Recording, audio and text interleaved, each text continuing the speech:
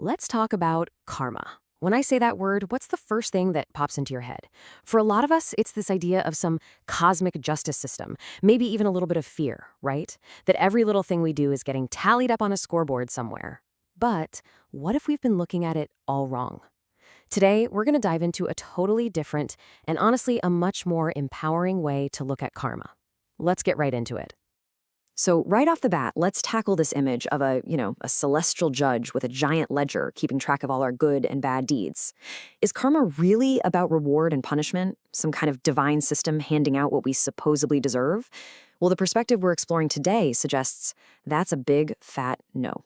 And this right here is where things get really interesting. The myth paints karma as this external force, this cosmic punishment.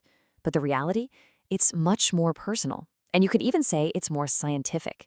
It's about simple cause and effect. It's about the momentum of our own habits, our own patterns. It's not something you just passively get. It's a process that you are actively creating every single moment of your life. And man, this quote just hits the nail on the head, doesn't it? It really captures the damage that myth can do. When we see our struggles as a punishment we deserve, it doesn't help us grow. It just piles shame on top of whatever pain we're already feeling. You know, a tough breakup isn't just painful. Suddenly it becomes a payment for some past mistake. And that mindset, it can be so incredibly isolating. Okay, so if we're throwing out the whole cosmic judge idea, what are we left with? Well, this is where we get to completely reframe the concept. I want you to think of karma less like a law book and more like a computer program, a program that's running your life.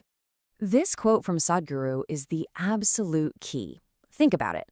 Karma is the software that's dictating how your entire system operates. Your body, your mind, your emotions, the whole shebang. It's all based on the impressions you've taken in from the moment you came into existence. And the most important part here, you wrote this code yourself, even if you had no idea you were even doing it. So let's break that down. Karma is memory. It's as simple as that. And we're not just talking about the memories in your brain. The memory of life is carried in your very DNA, in every single cell of your body, going all the way back. Every single experience, every thought, every emotion, it leaves a little imprint, a tiny piece of code that ends up shaping your tendencies, your personality, and the actual blueprint of your life. And this leads to maybe the most powerful shift in thinking you can make. Because if you created this blueprint, if you wrote this software, then that means you are not a victim of some random predetermined fate. You're in the driver's seat. You have the power to take charge and become the maker of your own destiny. Okay, so if karma is memory and it acts like software, the big question is, where is all this data stored? I mean, it has to live somewhere in our system, right? Well, for that, we can look to the yogic tradition, which gives us a really fascinating map. So this information, this programming, isn't just in one place. It builds up on at least 3 fundamental levels. First, you have the physical body, or annamaya kosha, which is literally built from memory, from the food you've eaten. Then you have the mental body, or manomaya kosha, which is the collection of all the mental impressions you've gathered. And then there's the energy body, the pranamaya kosha, which is kind of like the vital force that animates the other two. I absolutely love this example because it makes it so real. You might have no conscious memory of your great-grandmother, but her memory is literally written into your genetic code, into your physical body. That right there is a kind of physical memory, and it's just one layer of your karmic software. Pretty wild, right?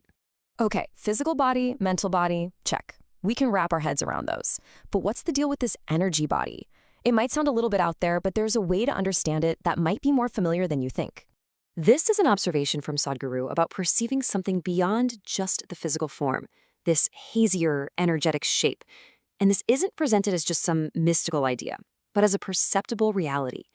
This energy body, this is where your karmic software is most clearly imprinted. So what is this perceptible energy body?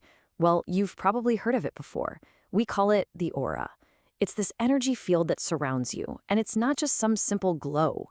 It's a complex, multi-layered field that basically acts like a mirror, reflecting your physical health, your emotional state, your thoughts, your entire inner world. So let's connect all the dots here. If karma is the software you've unconsciously written based on a lifetime of memory, then your aura is the screen. It's the visible, energetic manifestation of that software. It is the energetic blueprint of your life, made perceptible. You could even call it the user interface for your own inner code. Now for the really practical part. This is all great theory, right? But what can you do with it? If you can see this blueprint, can you actually read it? Can you understand your own programming so you can make more conscious choices? This is where a practice like aura scanning comes into the picture. By interpreting this energy field, the whole idea is that you can gain this profound self-awareness. It's really about making the unconscious conscious. You can see where your energy might be blocked or get insights into how your lifestyle is affecting you, and maybe finally understand those repeating patterns in your life. And you know what? Understanding them is the very first step to actually changing them. And in the end, it all comes back to this. Understanding karma isn't about fearing punishment. It's about empowerment. It's about taking your destiny into your own hands. By making your unconscious patterns conscious, you stop being a puppet of your past and you can start deliberately, consciously crafting your future. So the question this leaves us with is, are you ready to read your own code?